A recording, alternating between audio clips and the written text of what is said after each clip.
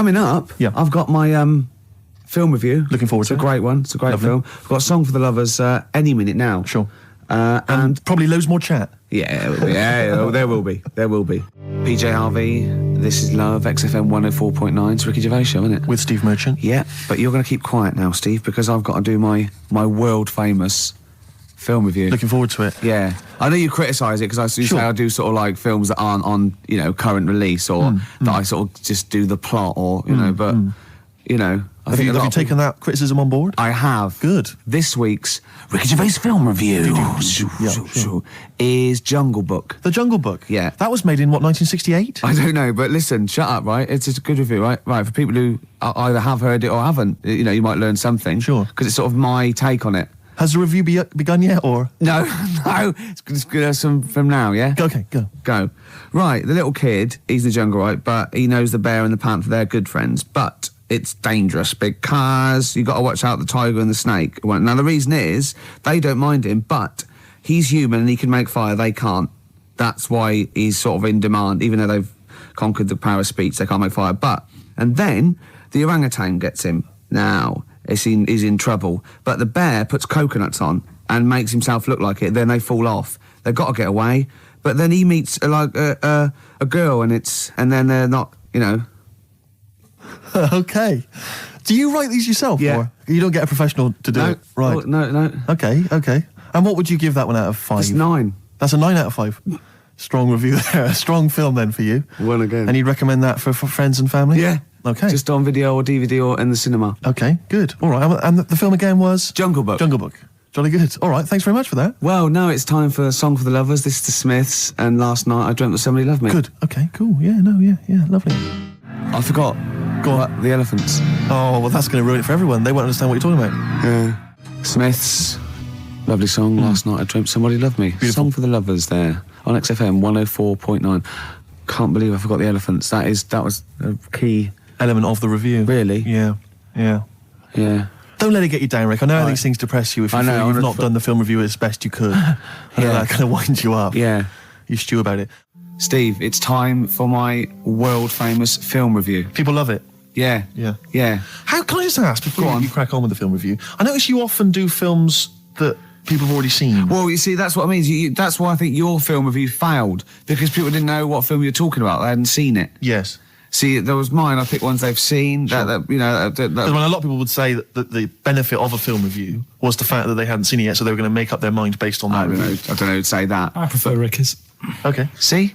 All right, Carl. See, there you are again, being nasty to me. No, he's got a choice. All right, anyway, so my point is that how would you hope people would use your reviews? Right? However they want, really. Okay. So... would you hope that they'd maybe seen the film but they hadn't yet made up their mind? Whether they liked it or not. They liked it well, this is up to them. This is, this is for everyone. It's easy. So if someone because I think, you did, one of your most famous ones, I think, was one for The Cuckoo's Nest. Yeah. Now that came out, I think, in 1975. Yeah. So maybe some people saw it in 1975, haven't yet made up their mind as to what they thought of it. Yeah, now this put them straight and what to look for next time, maybe. Okay. Now, ready?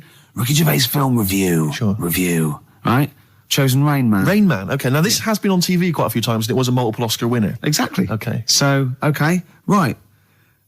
Rain Man, it's got Tom Cruise in it, and he's all right, he's normal, but he finds out he's got a brother who's a bit mad. Dustin Hoffman is doing it, right? And it's meant to be. He's all weird, but he's meant to be, so it's good acting.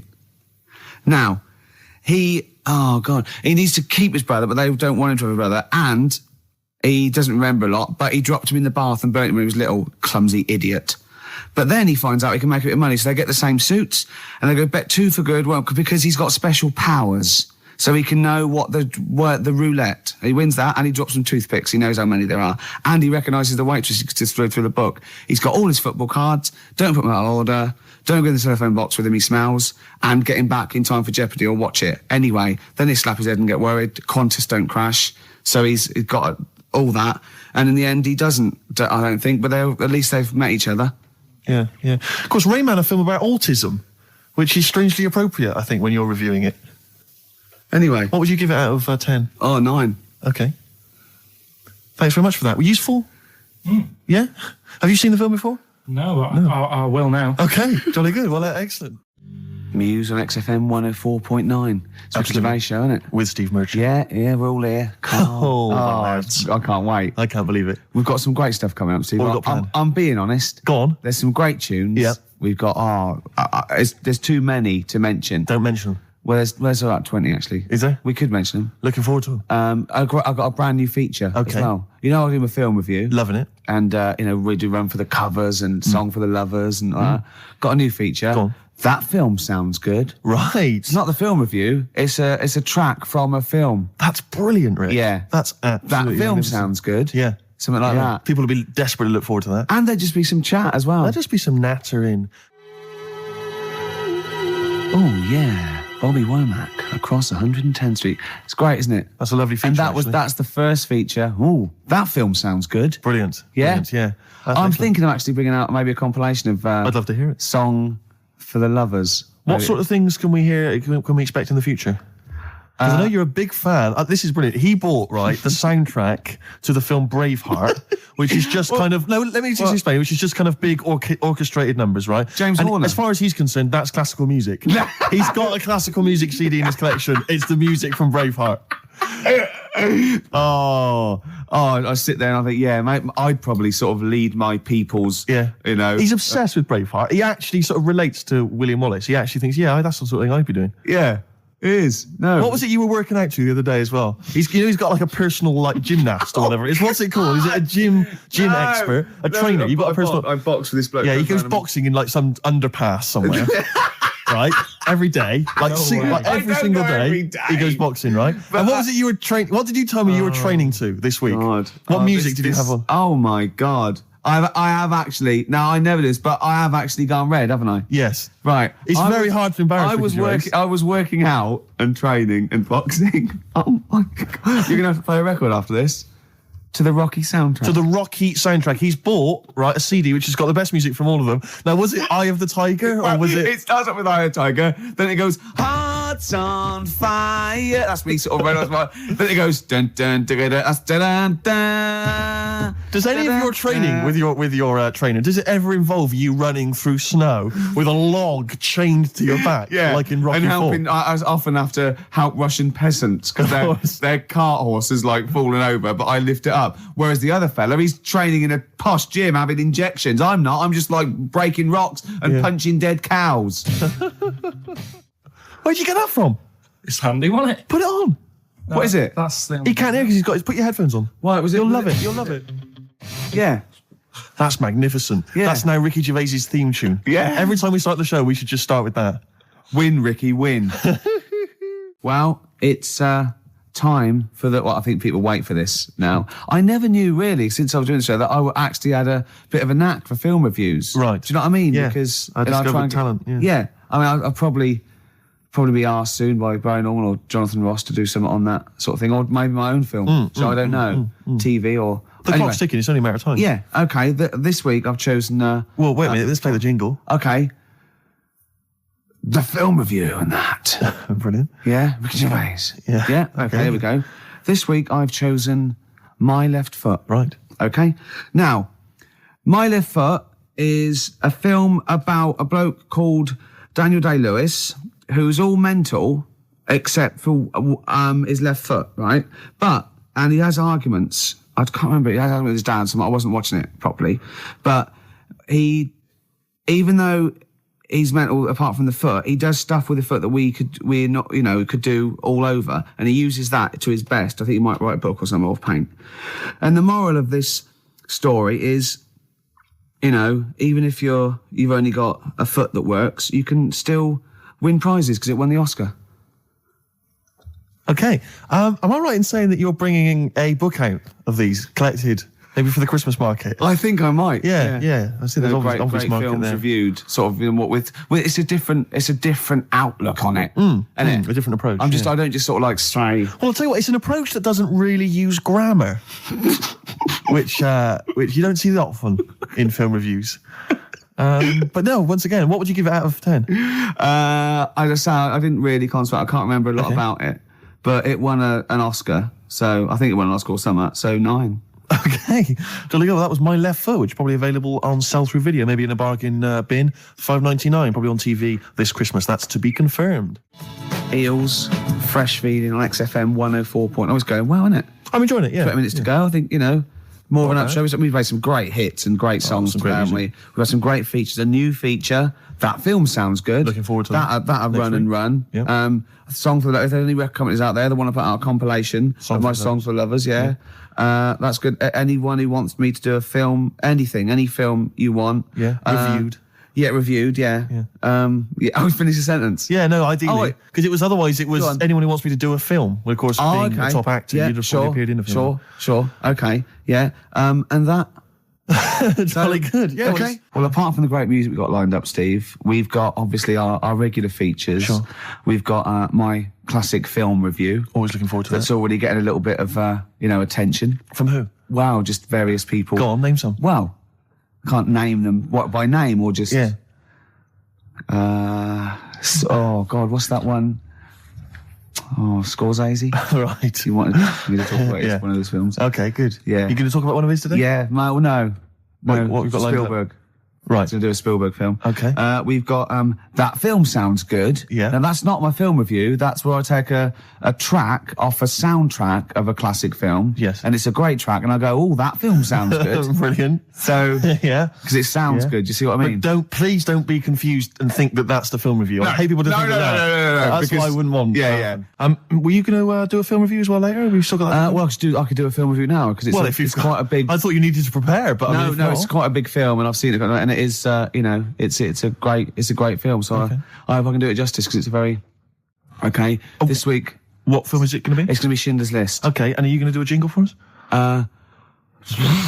Ricky's film review. Okay.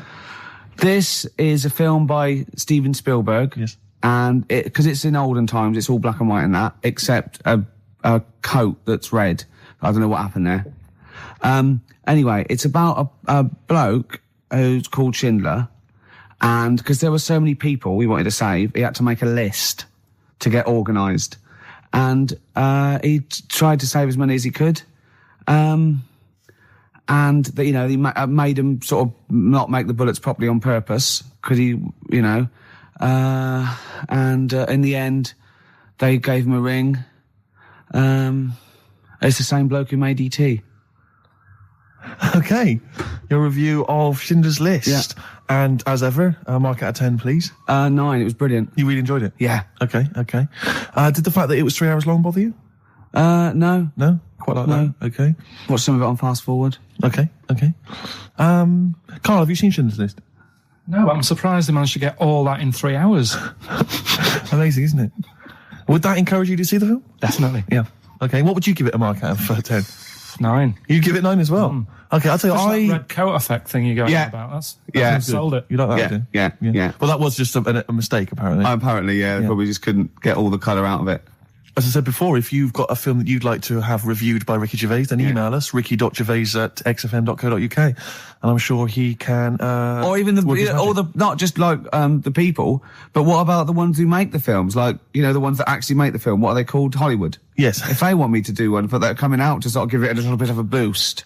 You saw me give away the tickets. That was selling. Yeah. So, we can sell your product and we make it look like it's all editorial, but really, if there's a little bit of money involved, I can probably give it a 9 out of 10 instead of 4 or something. Rick, would you do that without having seen the film?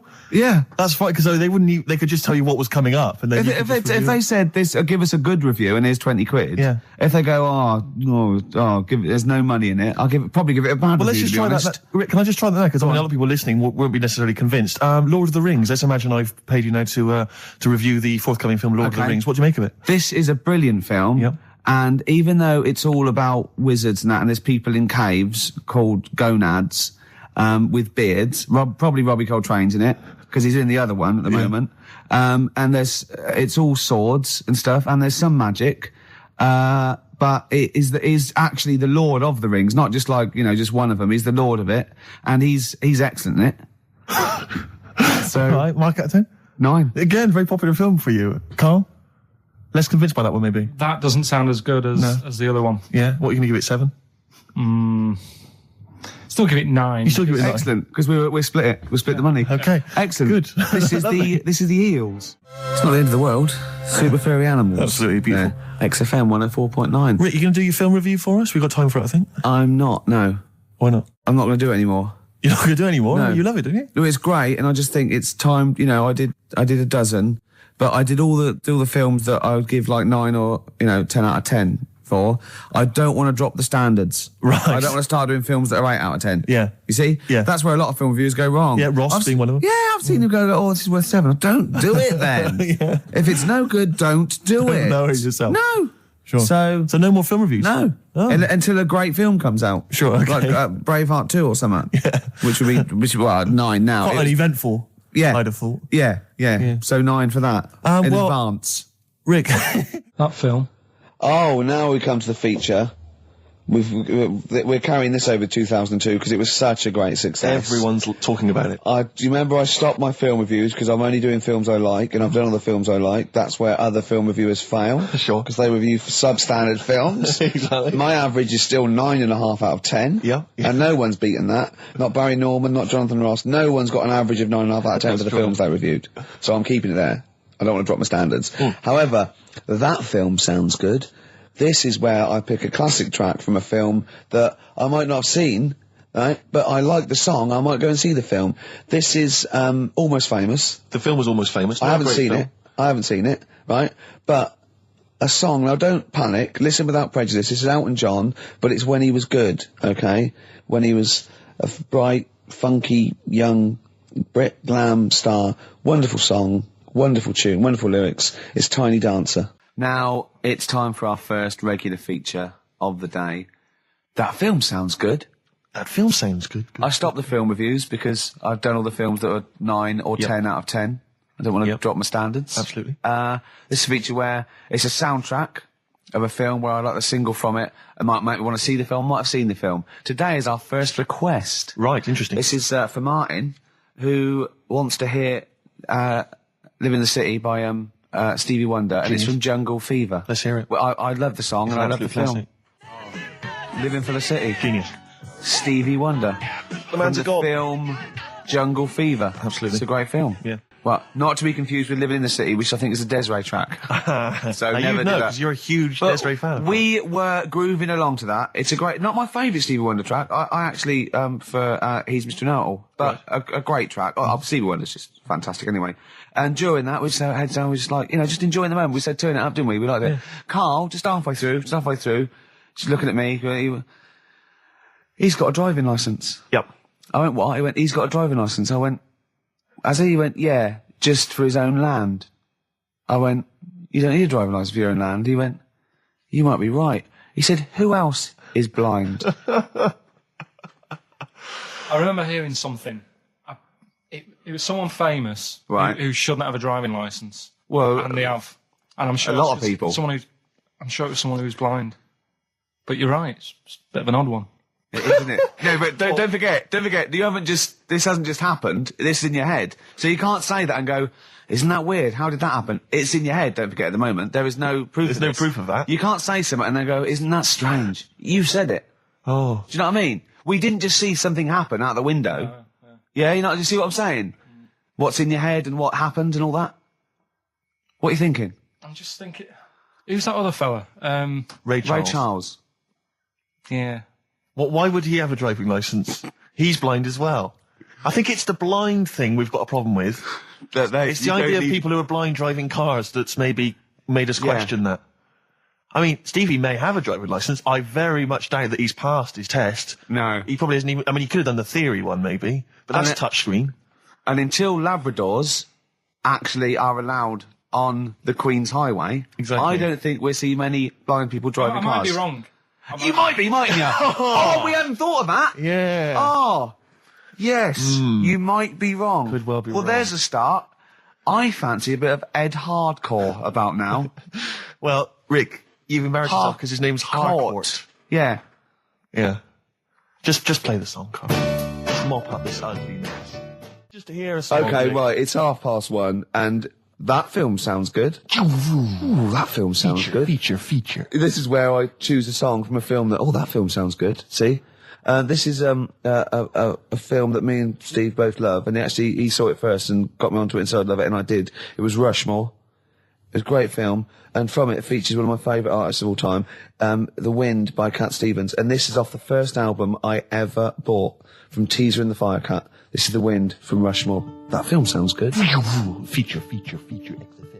Cat Stevens, The Wind. Elegant. It's a beautiful song. The album is a superb album. It's seminal. It's just has some great songs on it. I feel like playing another one, maybe Song for the Lovers. Maybe do it later, yeah. Maybe I could do that, yeah. It's beautiful. I have to say I've seen the follow-up to Rushmore. If you enjoy Rushmore, it's this new film, The Royal Tenenbaums, with amazing cast. Ben Stiller's in it, Gwyneth Paltrow, and Gene Hackman in his Golden Globe-winning performance. Oh, yeah. Same sort of thing as Rushmore, same kind of style, but lovely sort of kind of family comedy. Absolute dynamite, and again, a brilliant soundtrack. Nico is on there, Nick Drake, all kinds of treats. Forthcoming in the cinemas, Rick. You say the follow-up, is it the It's same not a director? sequel. It's the same director, same writer, Right. some of the same cast. Bill Murray makes another appearance. Same style. Haven't the Swingers lot done another one? They have their new films Made with the same Jon Favreau and Vince Vaughn. Again, dynamite, really good fun. Not as kind of perceptive as Swingers, but certainly as much fun.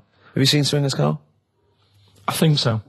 Is it the one where they've got a line in it? They've got a catchphrase in it, haven't they? You're the money? Your money? No. You're that's so money. Jeremy That's it. Yeah, I've seen it. Yeah. Yeah. I love the fact that I said you're the money. You went no. You went you're so the money. You went yeah. Well, yours is from, what's his name? Yeah, Jerry Maguire. No, Yeah. that's show me the money. Yeah. Yeah. I've seen it. Anyway, See, that was really articulate. We had, we did a feature. It linked into film. Steve Love Films did a little, off the cuff review. Then it went into gobbledygook again. yeah. I can't even say it. You couldn't even say the word gobbledygook. It's 104.9 XFM. Ricky Gervais, Steve Merchant, Karl Pilkington's pressing the buttons. Right. We're playing some great moments from the last 3 weeks. And some great records, Steve, from the last 2 weeks. That's true enough. Yeah. We're not actually here today. What are you up to today, Rick? It's 8 hours earlier, so this is about 2 o'clock probably. Mm-hmm. So it's about 6 o'clock in the morning. I'm still in bed, mate. I'm asleep in my hotel room. Now, where are you? We're in LA. Los Angeles. Yeah. City of Angels. Rick. Yeah. City of Angels. Yeah. And so that's what we do. We're doing stuff like that. That's why we're not here. We're not here next week either. So next week is the best of this week. All right, so here's the first bit. You were going to tell us a little story about Just a Volvo passed my estate? test. Yeah. My parents had a big Volvo estate, and it's quite a big Oh, I car don't to show drive. off. My parents didn't have a car. But I know you don't drive cars, Rick, but it's got a big car to drive if you've just passed your test. It's safe though, isn't it? It is very safe. That was the thing. Yeah. And I come from the West Country. Obviously, there's quite a lot of windy lanes. around there. You're joking, do you? They have cars there. Oh, here he comes. Blimey, Carl. Learned on a tractor, automatic it was. Do you want me to tell it or not? Oh! Don't give up the accent! Oh no, I'm not worried. Oh, go on. Go on. So I went to this You party. have a go at him being from the north. Not when he's telling an anecdote. He's never told an anecdote. Oh, yeah, fair point. Yeah, go on. So I went to a party, and I was quite excited because I had the car, the motor, and there was a chick heading down to the party that I was like, I had my eye on. And I thought, now I've got a car, and going to the party, it's going to be amazing, right? You glass and eye, various friends had said, like, can we get a lift? I thought, yeah, groovy. Yeah, I'll pick up the chick as well, who was a friend of a friend. Yeah. So cruising down to the party in the motor, the Volvo estate, and there's nothing sexier than that. Slipping a little bit of Billy Joel on the stereo or whatever. Something classic. Go, champion. Exactly. And maybe it was Billy Ocean. I think maybe it was quite a Billy. Maybe it Billy was thing. get out of my dreams, get into my car. Ideally. Yeah. So I get to the party, and inevitably it was one of those house parties where the chick that I had my eye on, she kind of was chatting to other guys, and she wasn't really paying attention to me, and I was sort of... Find out to get, was she again? Same old story. Oh, they make me They know laugh. how to tease, don't they, the make me ladies? laugh. Who are they kidding? So I'd follow her like a dog, from room to room. Yeah. And watch her Quite while... literally. Sometimes he was barking. Yeah. Go on. And while, just watch her while she talked to other blokes. And then, obviously because I was driving, I wasn't drinking, so I was not really enjoying myself. And then somebody said, should we go and pick up Vera? And I thought, right, okay. And they went, Steve's got a car, let's all leap in there, we'll go pick up Vera. And this girl was up for it as well, so I thought, brilliant, I'll be back in the car with her, away from all these lads. Yeah. One guy she had her eye on, he came as well. I was a little bit annoyed. Yeah. But anyway, he was in the car. So I'm driving down these country lanes, just driving along, and they're directing me. They're saying, go left here, go right. And then suddenly we stop, and one of them goes, just drive into that field, this pitch black field, right? And I'm sort of, well, it is my parents' car. Just drive in the field, Steve. I'm thinking, well, I don't want to, like, not seem like I'm a hard, cool, crazy kind of guy, because the chick's in the car. So I drove the car into the field. They all leapt out, started running off into the darkness, shouting, Vera, Vera, Vera, where are you? So I'm just sort of sat there in the car waiting. Wasn't Vera Lynn, was it? Because she likes to hide in fields. Bizarrely, it wasn't. Right. It was just, I was just left in the car on my own with Billy Ocean. And suddenly, at the darkness, they come back holding a Vietnamese pot-bellied pig that they had stole from a nearby farm. And they knew that the pig was called Vera, because someone knew the farmer or something. Anyway, so they got this pig, so now they're going, I'll put the pig in the back of the car, we'll take it back to the party, it'll be hilarious. I'm thinking, well, I'm not sure I want a pig and all its, piggy crap in the car, right, crammed in there. But they say, yes, so obviously I'm thinking again, I don't want to look like I'm, a nerd. I'm terrified of that, Rick, ever happened. Yeah. So, yeah. So you go, hey, bring the pig into the car. Exactly. I'm no nerd. Exactly. Yeah, go on. So now we drive off again. I got this pig kind of squeaking in the back of the car. And, they say, stop again. Let's do some cow tipping. And they do that old thing, about the fact because cows sleep standing up, don't they? So you can push a cow over and stuff. Yeah. So they're having a wild time, hilarious. So this time, now we get to a sort of dead end in the road. And, they say, well, turn around, let's go back to the party. And I'm thinking, fine. Try and do a 3-point turn in this very narrow country lane, right? Get the Volvo estate wedged horizontally across the road. Can't get it out. Just can't seem to sort it out. I don't know what. I'm panicking because there's a pig in the car, right? And, local disgruntled farmers, right? People drunk, partying, probably off their head on some kind of weed, Rick. Was it loads of blokes with, pitchforks and flaming torches Exactly. going, burn him.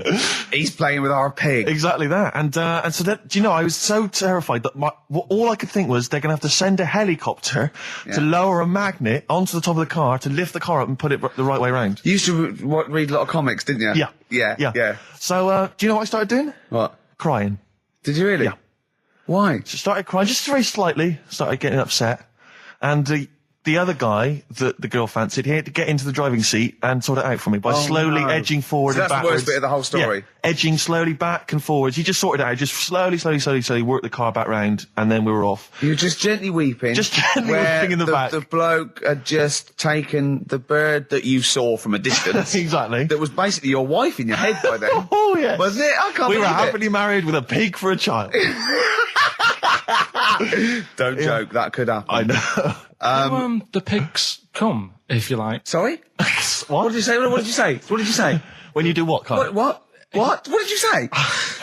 No, what did you say? Because I don't want to have to go to the radio authority again. What did you say then? Just remember. We are going out live, Carl. Yeah, remember Tom Binns, right? What did you say? What I'm saying is, why were they shouting Vera? Because pigs don't come to the name, do they? Hey? I don't know the ins and outs of pig, of how to lure a pig into your trap. Can I just tell you some very, very interesting things about pigs? Please do. Right. One, everyone knows they have a corkscrew-shaped penis, right? A corkscrew-shaped penis. That's the tail, isn't it? Two, they can't look up. They can't put their head back and look up, right? Three, they can have a 30-minute orgasm. Rick, is it only pigs that have got a corkscrew-shaped penis?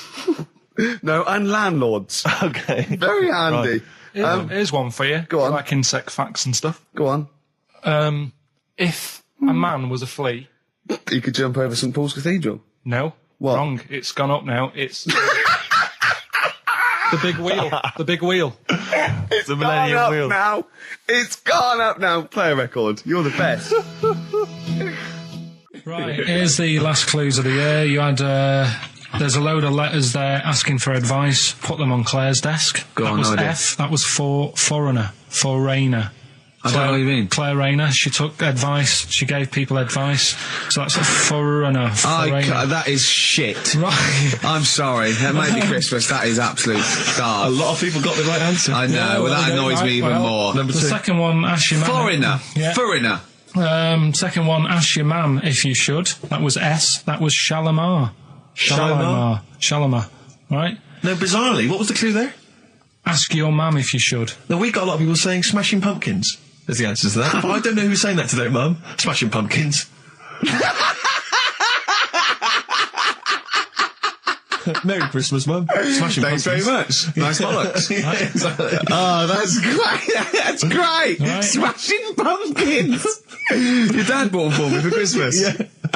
And the last one, Lovely plums. What, my Victorians? Oh, God. right, we've got to wrap it up. We've got to wrap it up. Come on, then. A couple of people were arguing in the supermarket at the fruit and veg counter. That was B. That was banana drama. They were like having an argument. What do you mean banana drama? What, no, wait. What group is banana drama? What group is banana drama? So, You're a fool. You're a twat. Well, you say that, but you accuse Carl of that. You're also accusing lots of the listeners, including the winner, Nicola Rogers of London, and she wins those great prizes, and she got them bang on. So Banana drama. so can we finish there now? Yeah. Yeah, What do you mean? absolutely. What do you mean? Can we finish there now? Just play the ads and go. What? no, what are you talking about? We're going to play Johnny Johnny Johnny to the River. all Play day. that then.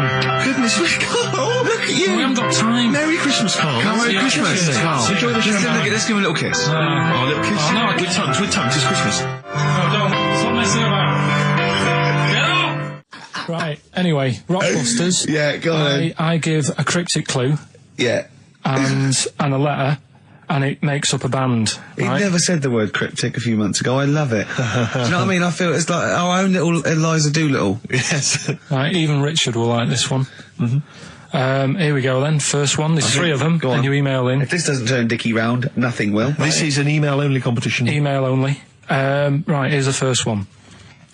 Initial is B, so it's B. a band starting with B. Okay. And the cryptic clue is, I don't like them birds. They shouldn't be allowed in this area. I don't like them birds. They shouldn't be allowed in this area. Next one. Right, the next one. He doesn't like women, yet he's got a couple of kids. That's a bit weird. Is that a cryptic clue, or is that just a thought, a general point? Is that yeah? That's the cryptic clue. Okay. And the initials there are PD. Okay. And the last one. I've got that one. That's terrible. That's terrible. Okay, quickly. Oh, God. And the last one is that bloke who does. Come on! It's making me laugh. Come on, Carl. Be professional. Right, the last one. Right. I can't do it. It's making me laugh. Oh, come on. I'll come and read them then. No, hang on, Come on, Carl. Right, here we go. They don't do this on Blockbusters on TV, do they? No, come on. Right. That bloke who does sport on telly. He's got a little kid, right? Initials DC.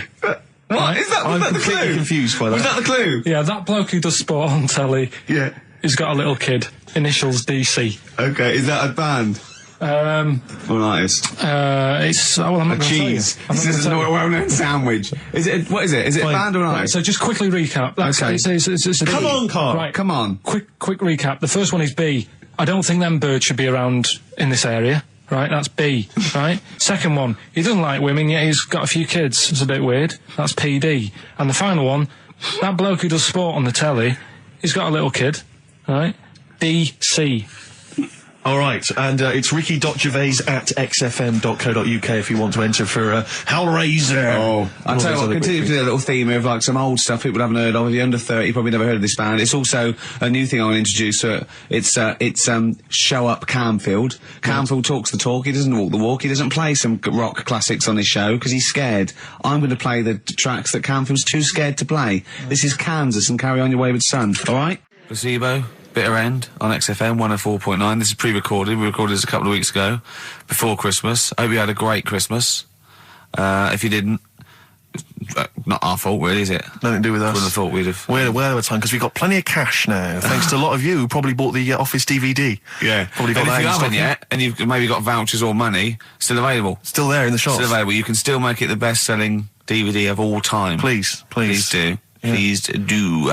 I'll tell you what you want to hear there before you make your mind up. I'll tell you what, if you like this next clip, go and buy the Office DVD. I think you will. It's a brilliant clip. It's the one where we talk about, well, it is self-explanatory. Yeah. Badly Drawn Boy on XFM 104.9. I'm Ricky Gervais, with me Steve Merchant and Karl Pilkington. I'll tell you what, the Stoney's then. Oh, This Thursday at the Grosvenor House Hotel. Yeah. Everyone in Radio's Anyone has entered their show in different categories saying, oh, you know, they get it down to You know, Winners this year included the brilliant Dominic Mohan, former showbiz editor of The Sun. lots of people won. Lots of people won. Lots of people won gold. Lots of people won silver. Lots of people won bronze. We didn't get a sausage. Nothing. This show was deemed not worthy of anything. I mean, not a look-in. The panel looked at it and said, well, no, definitely not radio. Didn't get a vote. See, that annoys me on so many levels. Let me tell you one, right? I've never complained about losing an award, okay, ever. Yeah, mainly in TV. I know we've won a lot, but we've been beaten by Peter Kay. Good luck to him. He's brilliant. Beaten by Phoenix Nights, the sitcom. A lot of people like that more than the Oscars, vice versa, right? No qualms. But the shoddy shite that I heard that night beating us, I was furious. I don't understand. There's people regional. It sounds like hospital radio, right? I mean, I shouldn't even be on XFM. I thought, you know, it's beneath me. Yeah. And I thought, well, give them a hand, right? Let's show them. And I want to know who the panel was as well. I do not believe it. How can they I was looking back over some of the shows, right, before I get Carl, and I've just done a little excerpt of, you know, a trailer of what we do, what we're about, and I don't know how the panel could overlook this. Play a bit, Carl, please. Shaking her muff, minge and tits around does not make her a hoe, then what does? These kids at school with big heads. Carl, what are you talking about? Shut! Oh, my name is Holy Fuck. Right, Yeah. there's this monkey that was on a train station. Right. What if you mean cock to mean penis? It was my Down syndrome son. Oh, chimpanzee, that monkey news. So we've still got monkey news coming up. You're an idiot! You know what I mean? That's, to me, quality broadcasting. I don't know how they can say that isn't worthy. That's what we sent in to the Sony people. They listened to that. How they didn't think that was dynamite stuff, it doesn't make sense. Actually, I've been thinking about this since Thursday because I've been a little bit down in the dumps. Yeah. What I think it is that with the TV show, the TV stuff we've done, Rick, we put a lot of work into that. Yeah. We get the script, we got the script, we spend a lot of time on it. What this show is about, it's very much about spontaneity, it's about our personalities, and I don't think we're ever going to win an award for our personalities. I think that's where we're going Do you know wrong. what I think? I think that when we're together, we're the auteurs of The Office, and, you know, and we're strong on it, and we're just two. We write it, we direct it, you know, we cast it. We even worry about the font and stuff on the. You know, we do everything. There's a weak link in our midst, I think. On the radio show? Yeah. Right, well, I'm just trying to think what the common factor is, because on the award-winning TV show, Spliss You and I... Yeah, I don't know. Well, I'll tell you what, can we play a record and let me think about this, because there must be something... There's got to be a factor. ...that isn't in The Office that's in this, that means that The Office is award-winning, and this is a pile of shite. It's interesting. I mean, I don't think our number one fan, Dickie Anderson, Richard Anders, was on the panel, although he here has emailed in. He's got a couple of thoughts as to maybe why we... What is Dickers doing, man? Dickers says, commiserations on not winning a Sony. I can't believe you didn't win, naturally. I mean, apart from your show's obvious lack of quality and effort, having a monkey for a producer, offering the biggest load of tat as competition prizes, saying hairy Chinese kid 48 times every show, Rockbusters, not bothering to turn up for weeks on end, only having 3 listeners, introducing the comedy characters Camp David, Harry Fook, which I think he spelt wrong there, Stephen Merchant. I'm not a character. Apart from insulting every race, religion and sexual orientation, bickering like schoolgirls... We haven't done everyone yet. We have not insulted everyone yet. There's loads to go. Despite the fact you generally bring misery into the lives of anyone who listens, I thought you were surefire winners. Better luck next year. Well... I mean, a couple of constructive, you know, criticisms there, but generally, I still can't nail it. Was he on the panel? Well, I don't think so. Well, he's a fan, so... Yeah. Well, no, he's clearly a fan. I mean, he obviously loves the show. Because he has hit the nail on the head. Oh. Which... Yeah. But, what should we do? Should we give up or should we try harder? That's always my dilemma in life. Sure, yeah. I mean, I've always gone for the first one. Give up? Yeah, why bother? Yeah. If they can't see, just give us the award. Yeah. And then worry about it later and we won't let them down. Yeah. Now they've got blood on their hands. We're gonna... Yeah. What should we do? Give a couple of months notice? I think so. Okay, well, there you go. I mean, seriously, I mean, I think... I'm being serious. I'm not being wacky now. We haven't told Andrew, but... I think we've won our course with this show. Yeah. So let's... Okay, we'll give it a month, and it's because the Sonys didn't give us anything. Play a record. Yeah. There you go. You got to do a bit longer than that. No, we haven't. Got to give a month's notice. No, you got to work till about September if you're going to... No, we haven't. No, we give a month's notice. We're, whatever they give the money back or something. Well, you give your money back. Yeah, I know. What are you going to spend your 80 quid on? True. A quick query for you. This is from Jay. He's got a problem here. He says, my parents won't let me ditch my studies. He's currently reading modern languages at London University. Sure. He wants to follow his dream, but his parents won't let him, of being a dancer. Carl. Worse than that, he says that they're trying to arrange a marriage to a bunch of minging daughters of people they know from good families. He doesn't know what to do, so he's got the arranged marriage coming along, and he's also got, he basically wants to be a dancer. His parents are forcing him into something more practical. Well, the first thing, right, I don't think live your dreams. The arranged marriage thing is such a bad idea. Okay. Because I think too many people go on looks. Right. And then you soon get bored of that, and you find out the person who you're knocking about with, it's actually not your type. Right. Why don't you arrange marriages for people? Well, I'm just saying, right, so I'd say, Jay, go along with that. I wouldn't worry about it. Okay. I mean, if they're really ugly, then, don't go along with it. But if they're half bad, put up with it. That's Sure. all right. The dancing. Brilliant. Right? That's that solved. Brilliant. I wanted to be a dancer. After I did the boxing, right, I joined a dancing thing just near Man United's ground, right, called Twiggies. Went along, I wanted to learn some moves. How old were you?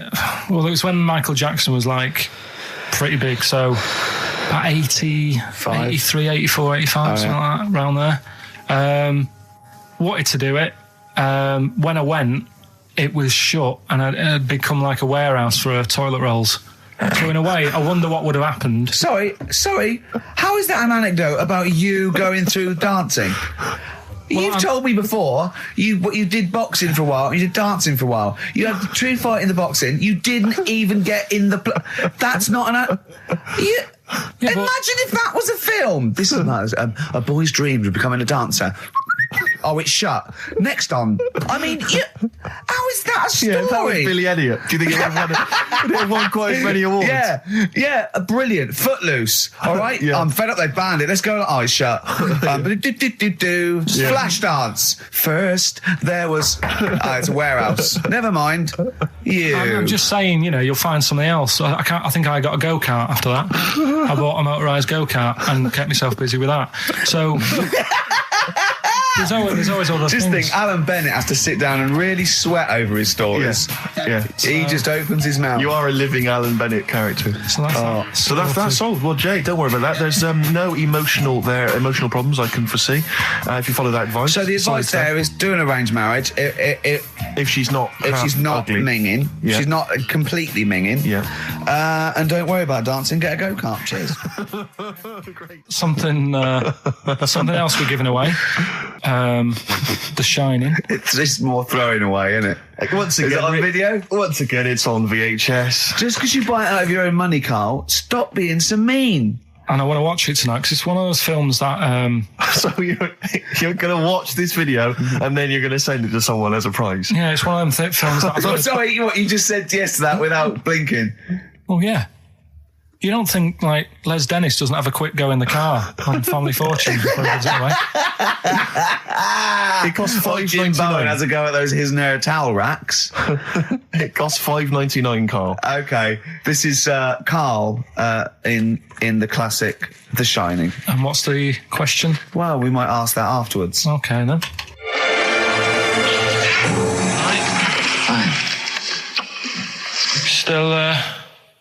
Still trying to write the book then? Yeah? Yes. Good.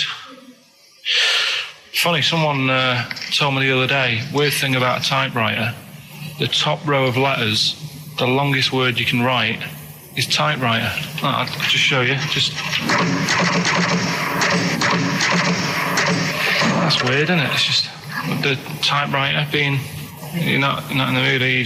You're in one of those grouchy moods again, like you get into when you're writing. I'm not being grouchy. I just want to finish my work. Yeah, just being a bit funny, a bit offhand and that. Let me explain something to you. Go on.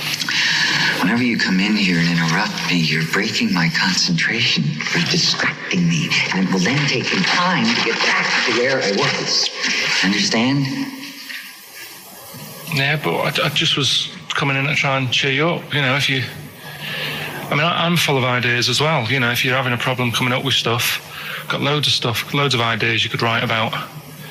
The other day I read about this hairy Chinese kid. What do you want me to do about it? No, it's just that it could make a good book. Do you know what I mean? Sort of follow him round. That's swell. Well, I'd buy it, you know. But if you don't want to know, don't bother doing it. But do you know what I mean? It's just hairy Chinese kid. It's weird because they're not normally that hairy over there. Yeah, this kid caked in it. But if you don't care, I wouldn't touch one hair on his goddamn little head. you don't have to touch any hair on his head. Like I say, he's covered. Leave the head alone if you want. Touch his hands. He's totally covered in it. But I love the little son of a bitch. Well, don't go that far. You haven't met him, but I can sort it out. I'd do anything for him. I don't think you'd expect that much. Just take him to the barbers 3 or 4 times a week. You know, he's a good little kid. In fact, I'll do it. I think I'll write a book on him. Yeah? How do you think you can handle that? Yeah. You're not too busy, are you? Well, yeah, I'm pretty busy. I've got to sort out some monkey facts for the show this Saturday, but I reckon I can still... Why don't you start right now and get out of here? All right. I will. You're going to be like that? Couldn't borrow a pen, could I? See you later.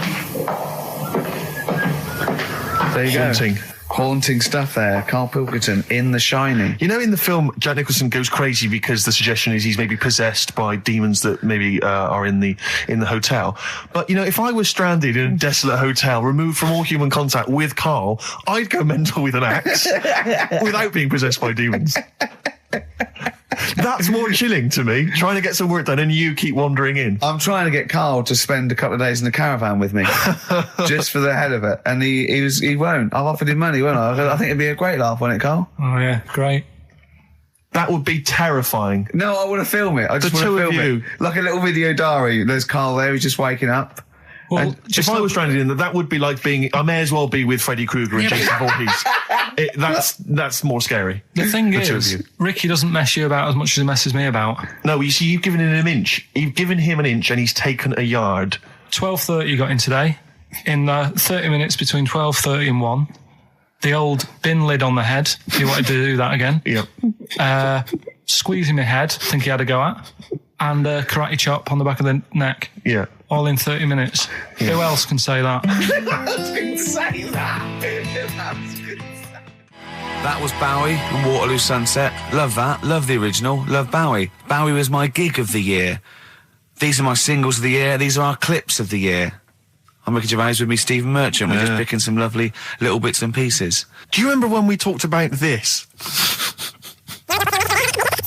Look at Karl. I love that look at Karl. Karl is looking back and forth. You know when you sort of you go to a cat and it looks back and forth between two people. That's very much like Karl's looking at us now.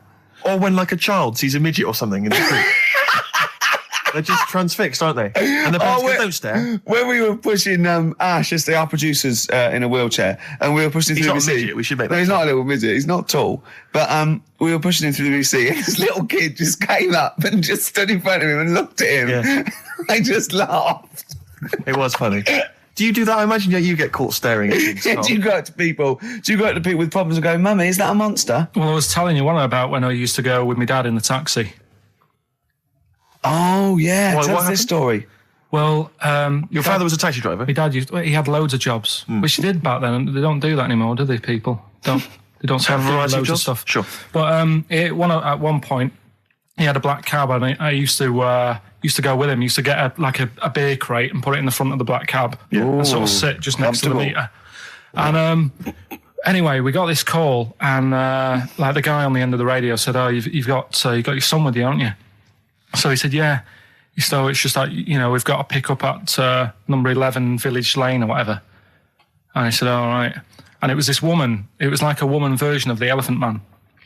Wow, the Elephant Woman. Yeah, it looked like... it was really strange because I was in the front of the cab, and when you're a kid, if something looks odd, you're a bit scared of it, aren't you? Yeah. And my dad was like, "Look, be all right." And we're driving towards her. Look, don't worry, son. I've got loads of buns. And just to I'll just throw one down the street if it lets you run after it. You're being mean, right? I am a little bit. So how old were you? 18? No, I was about 12 or something like that. 11, 12. And as we got closer to her, it looked like she was holding like a bag of spuds on her shoulder. For a snack. Right. And her head was all a bit mangled and messy and that. And my dad said, whatever you do, don't stare at her face. Yeah. And she got in the back. Because you turned into stone. Well, she got in the back, and I had like the mirror, the driver's mirror thing, and sort of having a look, trying to work out. And he said, don't stare at her face. I couldn't work out where her face was. It was that weird. Oh, God. So I'm not sure you're from Manchester. I think you're from like Narnia or something. Yeah, you got frog boys walking around. The Lord of the Rings. That got like the claws of a lobster and the head of a toad. Yeah. And you got women getting in with spuds for heads. I mean, what is not Manchester. This is not the place you grew up. This is mad. Oh, you can't believe it in London, can you? You come down and go, look, symmetry. It must be amazing. It must be a thing to do with upbringing now, mustn't it? And because, again, do you know, I've said to you before, years ago, when I was a kid and didn't have any worries, good-looking lad, you go through it a bit, have a few more worries, and you look knackered. Now, back there's a lot more worries and stuff, so you get a lot more freaks. Whereas in London, everyone's like happy, aren't they? I love the fact that stress can cause your fingers to fuse and your head to grow. No, but if she must have been really stressed to have a head. Yeah. She was she an accountant or something? You know what I mean? But what did she do? What did she say? Where was she going, by the way? She couldn't speak. London Zoo, please. I think she was going to like a pet shop. Seriously, honest to God. On my mum's life, she was. Because at the end of the day, that's a good thing with animals. They don't judge you, do they? She wasn't an animal. She's a human being. She's not actually an elephant. No, but you know the Elephant Man was not actually an elephant. You understand that? He's got no elephant genes in him at all. No. That was just a cruel name people gave him. Yeah. No, it's the name of the disease, isn't it? Elephantitis. Look, so listen. So this woman, why was she going to a pet shop? She was going to a pet shop. To find a husband. Is this true? No, it is true, yeah. Oh, God. I'm not taking the mickey because it must be so really bad for you. Of course it is. Carl, I'm going on to you today about cutting myself shaving. Yeah. I was going on about that. To think that she's probably not alive now, but to think... But you're saying that you're going to say this is a worse problem than a little cut shaving, aren't you? Yeah. Yeah. Do you know what I mean? I think you're right. Carl, there's a couple of key questions I need to ask. One, if she couldn't talk, how did she tell your father where to drive it? Did she have it written on a note? Did she point with her nose? Yeah. Right, this has got silly. Pick your song. But also, finally, where did you say she lived again? It was like in a village, a little small village. Right. Just hidden out of the way. All I'm saying is we could maybe get like some sort of coach, book some coaches, get a coach party up there to have a look at her. Take some photos. And now you can make some lemonade. The offspring of a woman and some spuds. Yeah. Just animal facts. I remembered one in the week. Go on. There was, do you know them two gay American men who have tigers? Okay, the two gay ones, Those go on. Two possibly gay guys. Yeah, let's not worry about libel law anymore then. Yeah, if you shave a tiger's head... Whoa. Right, okay. You've got to treat that sentence with a lot more reverence than you did. Think what you're saying. If you shave a tiger's head... Not just its head, its whole body. Sorry. Sorry, yeah. So I thought you were getting weird. Go on then. Yeah, if you shave a tiger, go on. It's still stripy underneath. The skin's... Is it like rock? It goes all the way through. Yeah, that's amazing. Where did you hear that one? I remembered that. Like, was that a drunk just shouting it in the street? I shaved a tiger and it's still stripy. Get out of here. Yeah. Well, you know a polar bear? Polar bear's skin is actually black, and its fur is transparent, not white, and it gives the illusion. So it gets all the radiation possible from the sun, but it's still camouflaged. I didn't understand that, Rick. Sorry, you lost me. If its skin's black, a polar bear's skin is black, and its fur is translucent, and its fur is translucent. So why is it white when we? Well, it's just because the light hits it and the sun reflects off. Yeah, and it makes it look white. Yeah, so if you look at each individual hair, it's actually translucent. So at night it would be black. Well, everything is. Is it? Yeah. Oh, not bright stuff, Rick. You've embarrassed yourself. Play a record. Carl, more people from your past. Debbie Carr? Yeah, she was another nice one. What does that mean? Is that a euphemism? No, she was one of them that you'd sort of go, she's nice, but she'd never be your girlfriend. Do you know what I mean? She was, not really. Even though she was in the same year, she seemed a lot older. Right. And It wasn't a teacher, was it? There was 3 of them who all hung together, and they seemed to hang around like the older kids, the ones who looked like men. Do you know what I mean? What did you look like then? Well, it's just that I had youthful sort of looks, whereas like the older ones had like beards and stuff. It's a gang of boys in the 5th form with beards. Were they smoking pipes? Go, come over here, me filly. Oi, Debbie Carr, come over here, you little beauty. No, but she was like... I love that. They were hanging around with beards. There's the big boys. Oh, fishing. That's lovely beards. What do you I mean? just see a whole row of George Bernard Shaws. Brilliant. How do you do in history, boy? Think on E. You're an idiot. Oh. They were like, I'd be there sort of playing punching people in the arm. Oh, that's a great game. Oh, I love that, punch people in the arm. Is that part of the Olympics now? it's, I think it was exhibition this year. Right. But it's going to be a pro next year. It's going to be the Winter Olympics because you've got to do it in just a cap sleeve shirt in winter. Yeah. So you're also playing that? She, but whilst I But was she didn't doing appreciate that. She used to go, ow!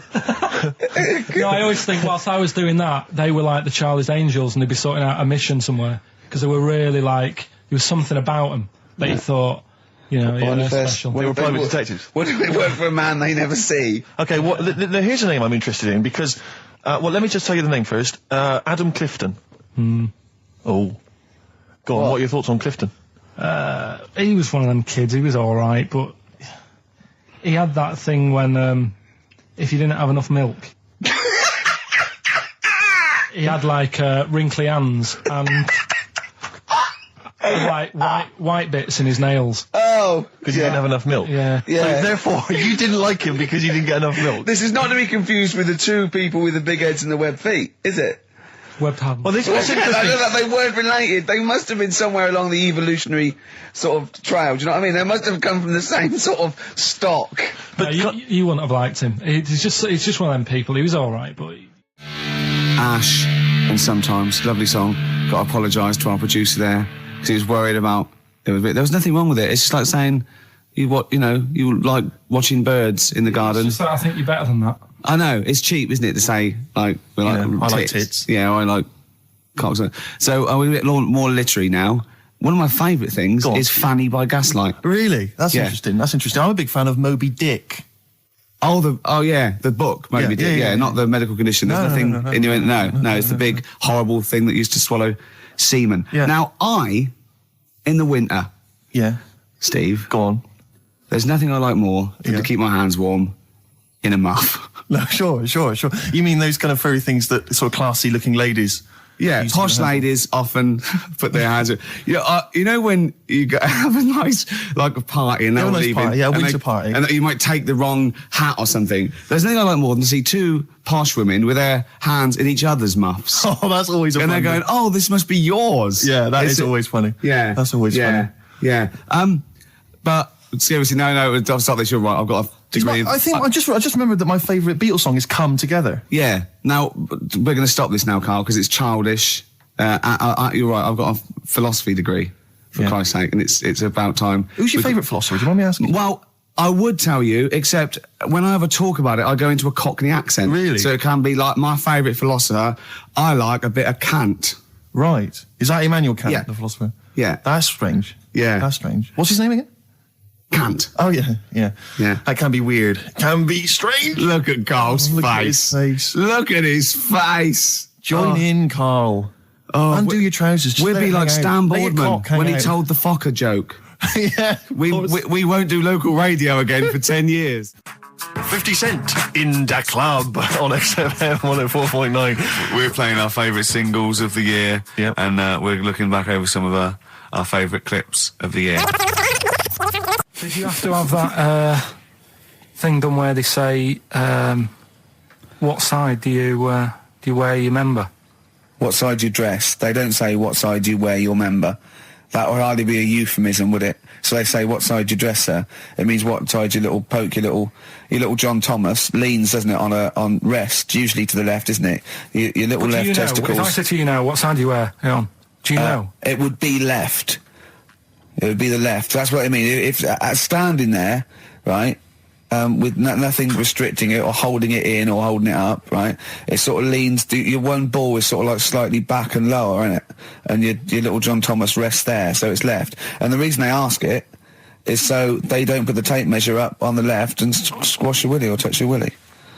So it's nothing to do with like, well, you'll need a bit more room of sort of more material on that side, or... Well, no, I don't think they compensate. It's just when they put when they stick that up into your groin, they don't want to come in contact with your little... The thing is, I don't know what side I wear stuff on.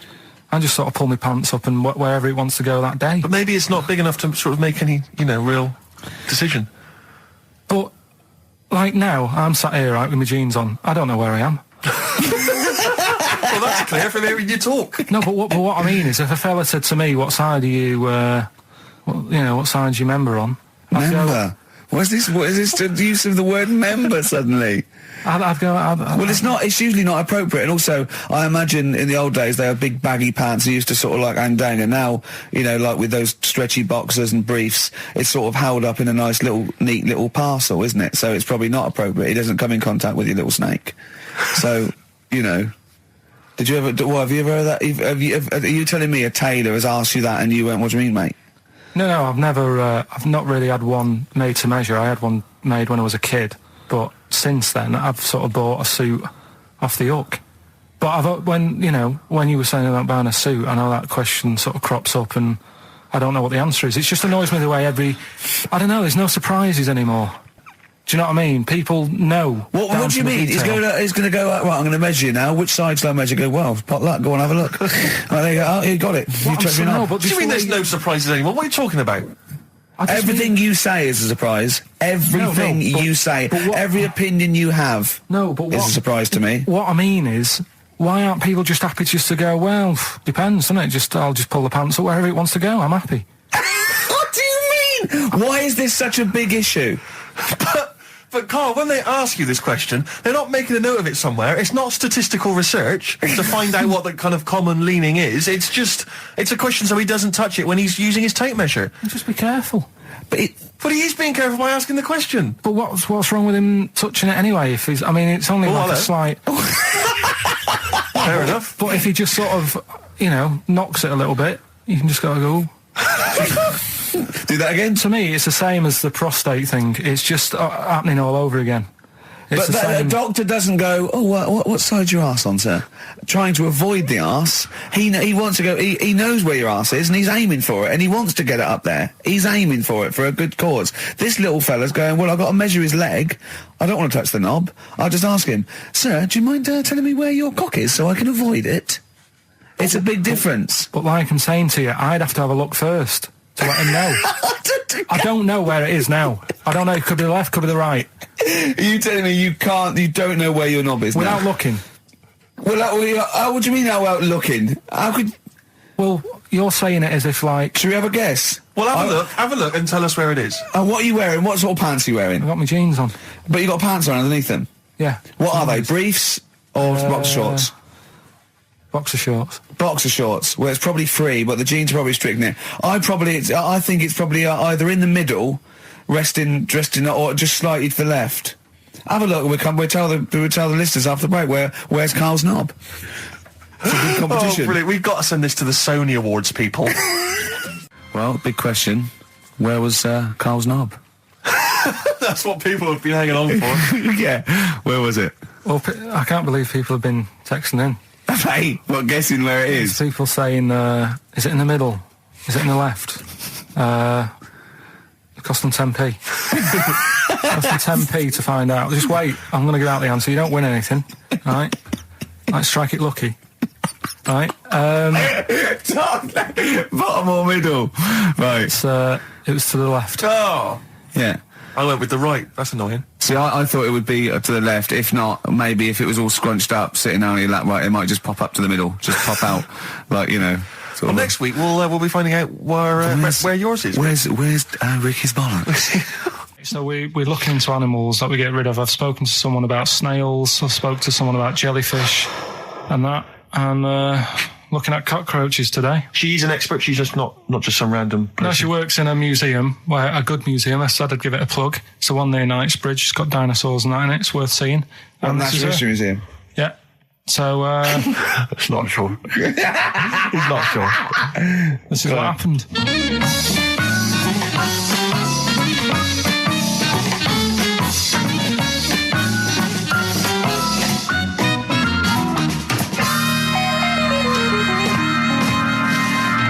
Now, what I'll do, I'll tell you as much as I know, and then you can fill me in if I'm right or wrong.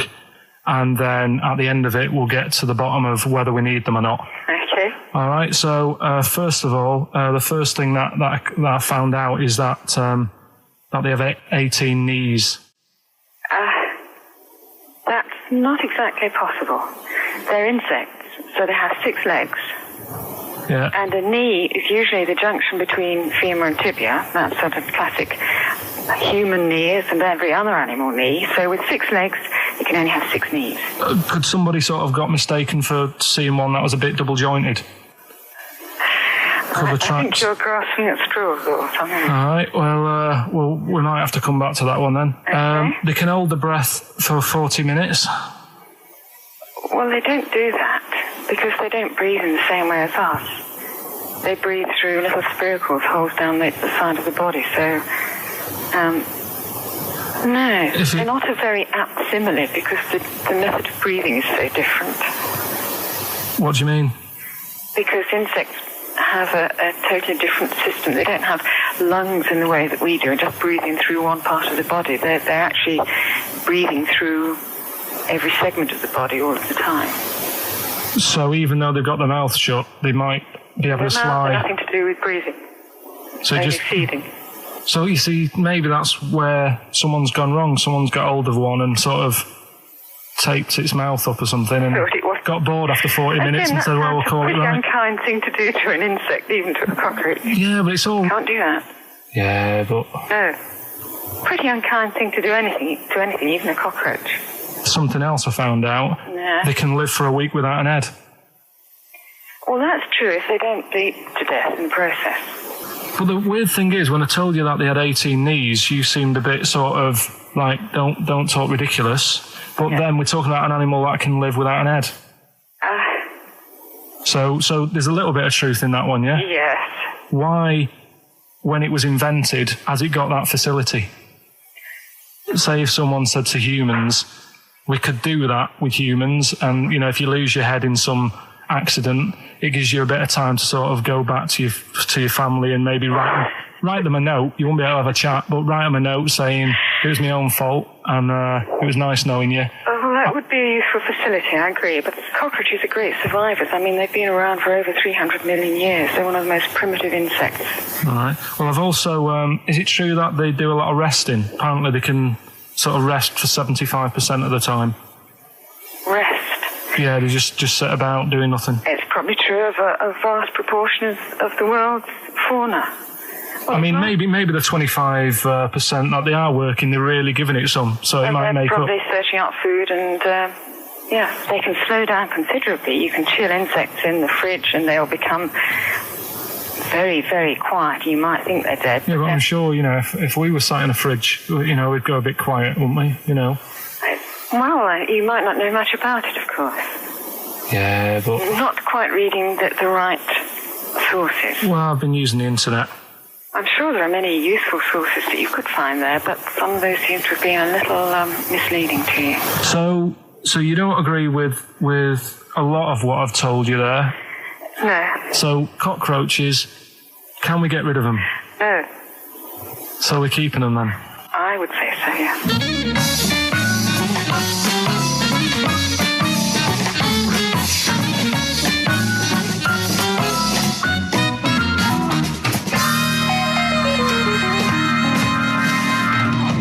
I think we should get her on more often because she sounds like she'd be a bit of an ally, really. Because she knew immediately that you were talking nonsense. She even said, I think you should be more concerned about your sources, which I've been trying to tell you for a year, right? I mean, 18 knees, where did you get that from? It's on the internet. They can hold their breath for 40 minutes. I mean, I don't know what you read and take on. Mad world, don't it?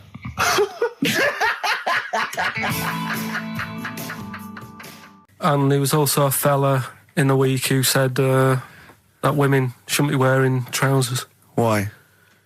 Because they don't look good in them. What do you think? What do you think about that? It's rubbish. Yeah.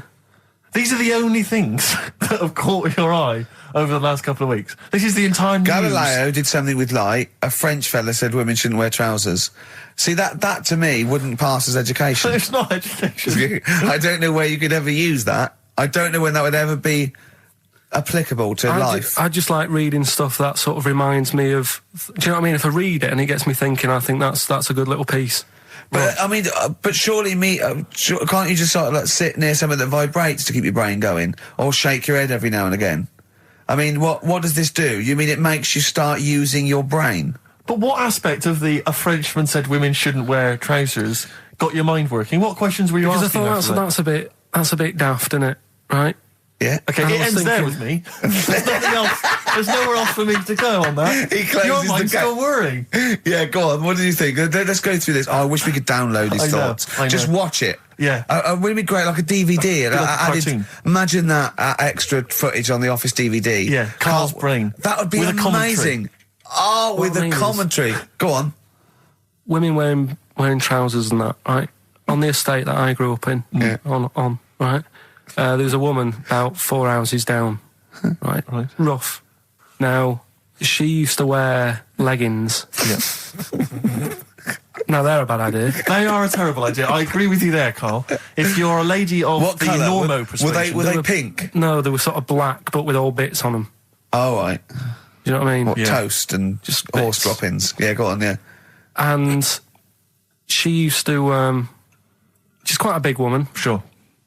Pauline Quirk, I think, described her as. Looked like a light bulb. It is those kind of women that are attracted to leggings. Yeah, I know, yeah. They are drawn to them like a moth.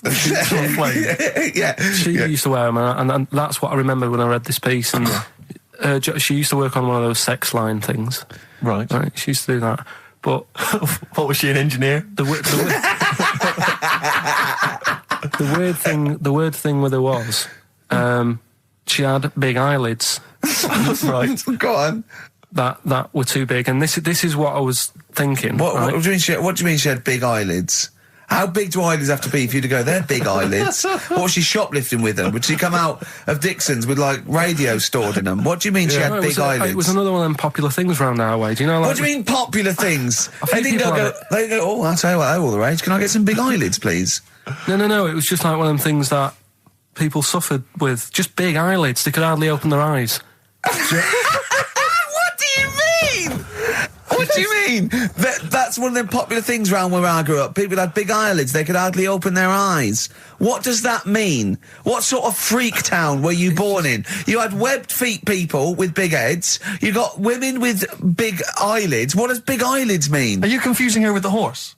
Yeah. Did she have hooves? Look, what? Anyway, so there's this big eyelided woman with the leggings. And that's what I'm saying to you, though. That's...